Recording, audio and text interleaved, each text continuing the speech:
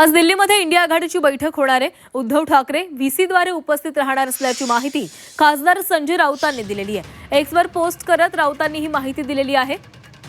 तर आज उद्धव ठाकरे या बैठकीला व्हीसीद्वारे उपस्थित राहणार। पाहूयात राऊतांनी आपल्या ट्विटमध्ये या संदर्भात काय म्हटलंय।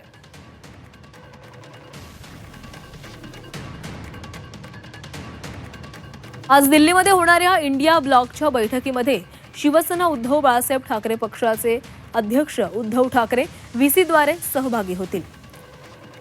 शिवसेना उद्धव बाळासाहेब ठाकरे पक्ष इंडिया अलायन्सची एक वचनबद्ध सदस्य आहे। इंडिया ब्लॉक अधिक एकजूट आणि मजबूत झाला पाहिजे ही आमची सातत्यपूर्ण भूमिका राहिलेली आहे आणि यापुढेही ती राहील। देशासमोरील गंभीर आव्हानांविरुद्ध आम्ही एकत्र लढा देऊ आणि 2029 मध्ये अर्थपूर्ण बदल घडवून आणू, असं ट्विट राऊतांनी केलंय।